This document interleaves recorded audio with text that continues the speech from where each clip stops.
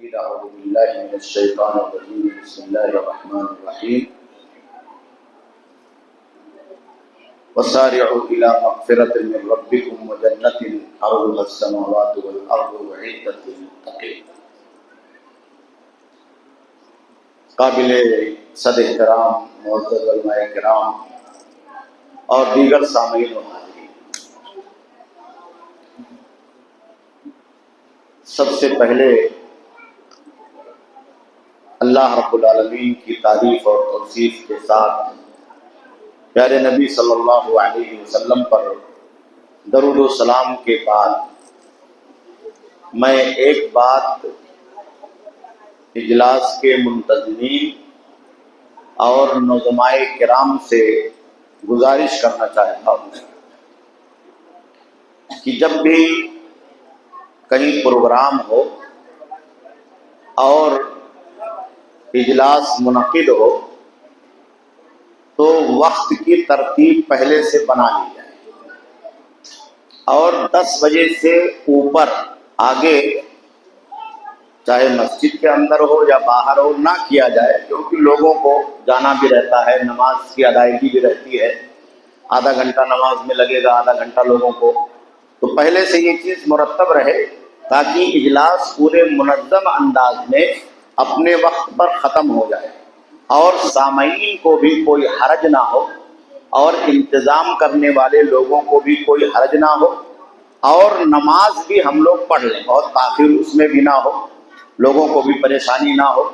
اس لیے یہ میری گزارش ہے آپ تمام لوگوں سے جو یہاں مساجد کے ذمہ داران ہیں، ہم لوگ بھی ہیں اور جو لوگ بھی ہیں، کہ اس طرح سے ہمیشہ ترتیب رہے،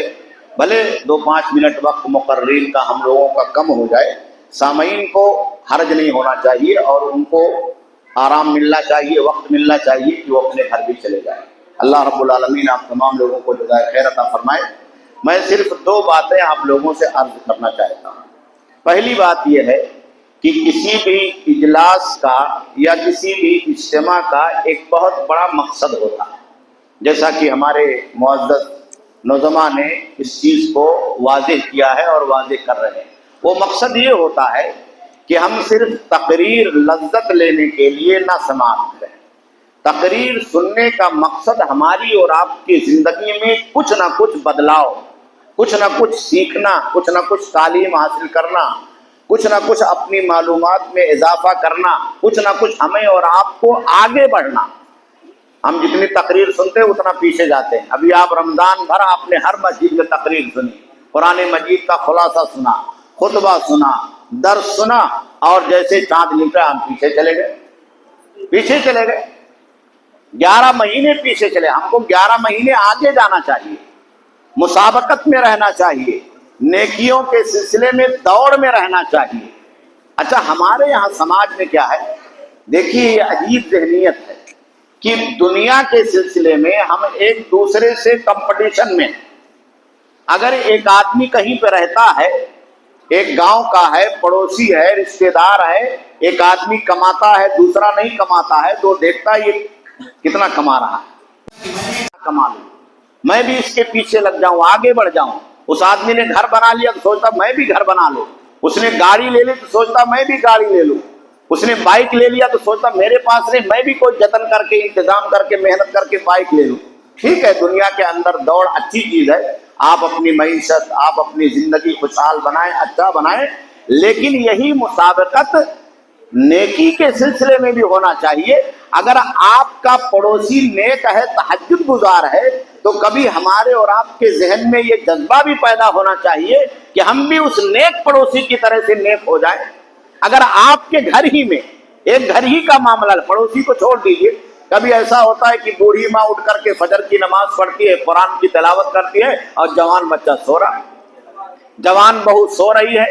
بیٹیاں سو رہی ہیں، بہنیں سو رہی ہیں، تو یہ جذبہ ہونا چاہیے کہ اماں میری جاگ رہی ہے اور جاگ کر کے ٹائم پر فجر کی نماز پڑھ رہی ہے، فجر کے بعد 1 پارہ آدھا پارہ قرآن پڑھ رہی ہے، بچوں کے لیے دعا کر رہی ہے، تو ہم بھی جاگ جائیں،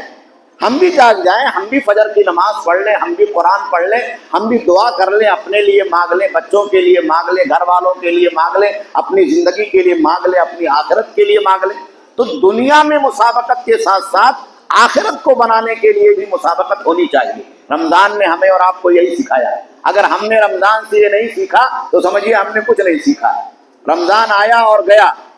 ہماری زندگی میں اس سے کچھ فائدہ نہیں ہوا۔ اور اگر ہم نے اتنا سیکھ لیا کہ مسابقت نیکی میں ہونی چاہیے، مسابقت خیر میں ہونی چاہیے، نمازوں میں ہونی چاہیے، قرآن کی تلاوت میں ہونی چاہیے، تسبیحات اور تحلیلات میں ہونی چاہیے، اللہ سے جڑنے میں ہونا چاہیے، آخرت سے ہونا چاہیے۔ ابھی آپ نے سنا نماز کی فضیلت، دعا مانگنے کی، یہ ساری چیزیں ایسی ہیں جو ہمیں اپنی زندگی میں پریکٹیکل داخل کرنا چاہیے۔ رمضان میں ہم اور آپ سحر میں اٹھ جاتے تھے،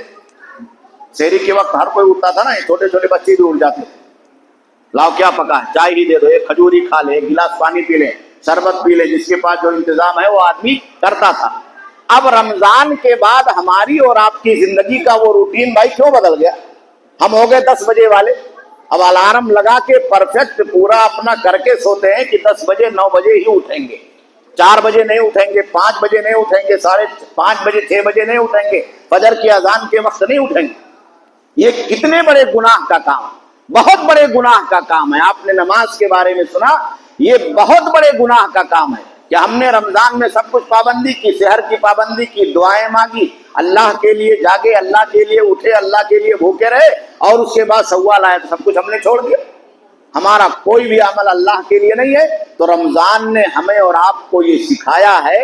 کہ ہم اپنے اوقات کو بھی منظم کر لیں، اپنے وقت کو بھی منظم کر لیں۔ بچوں کی جو پڑھائی کا وقت ہے وہ ٹائم ٹیبل بنا لیں، جوانوں کے اسکول میں جانے کا، مدرسے میں جانے کا، کاروبار کرنے کا جو وقت ہے وہ بنا لیں،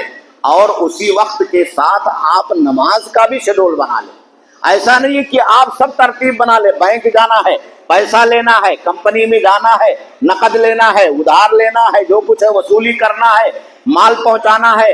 اور سب کچھ کرنا ہے، لیکن آپ کے اس روٹین میں نماز کا کوئی روٹ نہ ہو، آپ کے اس شیڈول کے اندر 5 وقتہ نمازوں کی پابندی کے لیے کوئی ٹائم ٹیبل نہ ہو۔ بہت سارے لوگوں کو ایسا دیکھا جاتا ہے، ہم لوگ دیکھتے ہیں مسجدوں میں، کہ وہ دن بھر کام کرتے ہیں، کام کرنے کے بعد شام کو عشاء کی نماز میں آخر میں آتا ہے تو پہلے فجر پڑھتا ہے، پھر ظہر پڑھتا ہے، پھر عصر پڑھتا ہے، پھر مغرب پڑھتا ہے، پھر عشاء پڑھتا ہے۔ اب بتائیے یہ کتنے بڑے گناہ۔ ایک دن آپ کے لیے عذر ہو سکتا ہے، 2 دن عذر ہو سکتا ہے، اگر آپ اسی کو عادت بنا لیتے ہیں اور اسی طریقے سے آپ کا ہفتہ بھر کا، مہینے بھر کا روٹ ہے، تو آپ علماء سے فتویٰ پوچھ لیجیے، اہل علم سے آپ فتویٰ دریافت کر لیجیے کہ اس طرح کی نماز درست ہے کہ نہیں درست ہے، کہ روزانہ آپ 5 ٹائم کی نماز عشاء کے وقت یا عشاء کے بعد پڑھتے ہیں۔ تو میرے بھائیوں اور دوستوں، اجلاس کا مقصد یہ ہے کہ پریکٹیکل طور پر عملی زندگی میں ہمارے یہاں تبدیلی عبادت کے تعلق سے، اللہ کی بندگی کے تعلق سے آئے، اللہ رب العالمین کو یاد کرنے، آخرت کو بنانے کے تعلق سے آئے۔ دنیا کے تعلق سے ہم سب لوگ بیدار ہیں، ایک چھوٹا بچہ بھی بیدار ہے، گھر کے اندر وہ اپنے دنیا کی زندگی کا کوئی نقصان نہیں کرنا چاہتا ہے۔ نقصان کرنا چاہتا ہے؟ دودھ پیتا ہوا بچہ جس کو موبائل کی عادت لگ گئی ہے ویڈیو دیکھنے کی، آپ اس سے موبائل چھین کر دیکھیے، اگر ماں کے پاس طاقت ہو تو موبائل چھین لے، ابا کے پاس طاقت ہو تو موبائل چھین لے، وہ کیسے آپ سے رو کر کے، کرائم کر کے احتجاج کرے گا کہ آپ کو موبائل لوٹانا پڑے گا۔ لیکن اس بچے کو آپ نماز پڑھا لیجئے، کلمہ سکھا لیجئے۔ بیلنس ہماری اور آپ کی زندگی میں، دنیا اور آخرت کا بیلنس آپ کریں، دنیا اور آخرت کے درمیان آپ کچھ ایسا توازن پیدا کریں کہ اگر دنیا بھی آپ کے ہاتھ میں ہے تو آخرت بھی آپ سے نہ چھوٹنے پائے،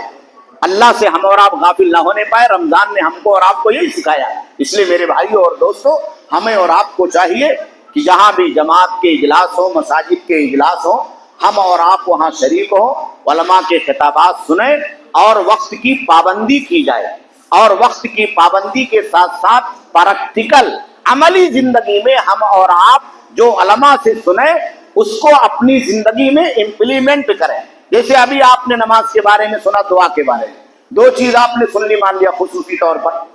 تو کم سے کم ہم اپنے گریبان میں جھانکیں، اپنے گھر کا جائزہ لیں۔ آج ہمارے یہاں کیا ہے، ہم بغل والے کو دیکھتے، بغل والے کا بیٹا نماز پڑھتا کہ نہیں پڑھتا ہے، بغل والے کا بچہ اسکول میں پڑھنے جاتا کہ اپنے کو نہیں دیکھ رہے۔ اپنے گھر کے اندر ہم امپلیمنٹ کریں، ہمارا بیٹا نمازی ہے کہ نہیں، ہمارا بھائی نمازی ہے کہ نہیں، ہماری ماں نمازی ہے کہ نہیں، ہماری بہن نمازی ہے کہ نہیں، ہمارے گھر والے نماز پڑھ رہے ہیں کہ نہیں نماز پڑھ رہے ہیں۔ ہمارے گھر والے اللہ سے غافل ہیں کہ نہیں غافل ہیں؟ ہر آدمی اگر جائزہ لے لے تو اصلاح معاشرہ کا بہت بڑا کام ہمارے اور آپ کے لیے آسان ہو جائے گا۔ اللہ کے نبی نے کہا کلکم راعٍ وکلکم مسئول، ہر آدمی ذمہ دار ہے،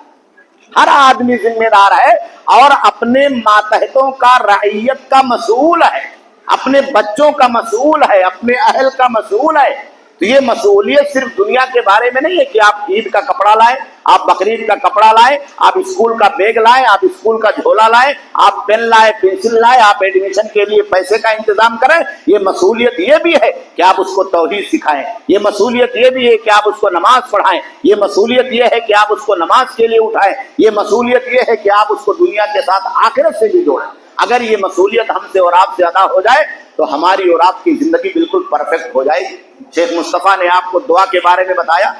تو کوئی ایک ٹائم بھائی پکڑ لو،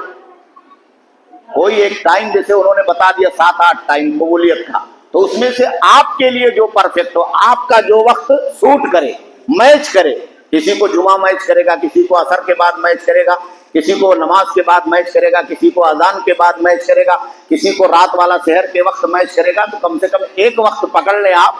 کہ بھائی اس وقت میں ہمیں اپنے بچوں کی خوشحالی کے لیے، اپنے روزی میں برکت کے لیے، آفات اور مصائب سے چھٹکارا پانے کے لیے، نجات پانے کے لیے، دنیا اور آخرت کی کامیابی کے لیے اپنے مسلمان بھائیوں کو دعا میں شامل کر کے آپ اللہ سے دعا مانگے، اللہ سے روئے اور گڑگڑائے، دیکھیں ہماری اور آپ کی زندگی کتنی کامیاب ہو جاتی ہے۔ اس لیے ہم اور آپ بالکل بیدار ہو جائیں، وصولی بن جائیں اور اللہ والے بن جائیں، نیک بن جائیں، ہماری اور آپ کی دنیا بھی کامیاب ہوگی اور آخرت بھی کامیاب ہوگی۔ اللہ رب العالمین سے دعا ہے کہ اللہ رب العالمین اس اجلاس عام کو تمام لوگوں کے لیے مفید بنائے۔ ہم نے جو باتیں سنی ہیں اس پر ہم تمام لوگوں کو زیادہ سے زیادہ عمل کرنے کی توفیق عطا فرمائے۔ اللہ رب العالمین تمام لوگوں کو دنیا کے اندر اپنی خیر سے، اپنی برکتوں سے، اپنی رحمتوں سے مالا مال فرما دے۔ اللہ رب العالمین جو مسجدیں غیر آباد ہیں ان کو ہم تمام لوگوں کو آباد کرنے کی توفیق عطا فرمائے۔ ہم تمام لوگوں کو نماز کے ذریعے سے، اپنے سجدوں کے ذریعے سے ان مسجدوں کو آباد کرنے اور اس میں اپنے آپ کو بسانے، عبادت میں لگانے کی سعادت اور توفیق بخشے۔ ربنا تقبل منا انك انت السميع العليم وتب علينا انك انت التواب الرحيم برحمتك يا ارحم الراحمين۔ والسلام علیکم ورحمۃ اللہ وبرکاتہ۔